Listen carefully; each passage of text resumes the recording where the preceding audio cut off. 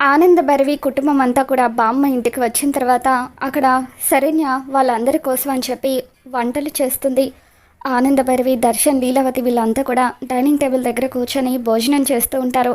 శరణ్య వంటను గుర్తుపట్టిన ఆనంద బామ్మతో ఈ వంటలన్నీ ఎవరు చేశారు సీతమ్మ అని చెప్పి అడుగుతూ ఉంటుంది. నా మనవరాలే చేసిందమ్మా అని చెప్పి బాగున్నాయా అని సీతమ్మ అడగడంతో చాలా బాగున్నాయి సీతమ్మ, నా కోడలే చేసిందా అనేటట్టుగా ఉన్నాయి అని చెప్పి ఆనంద భైరవి చెబుతూ ఉంటుంది.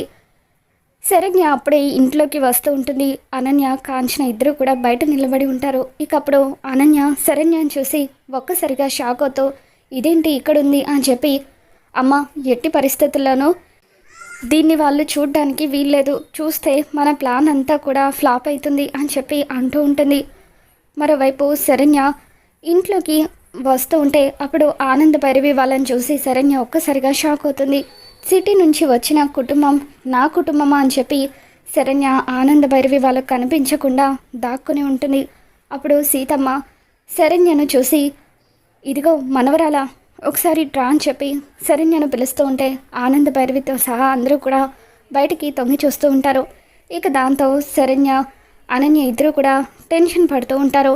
మరి ఆనంద భైరవి శరణ్యను చూసేస్తుందా?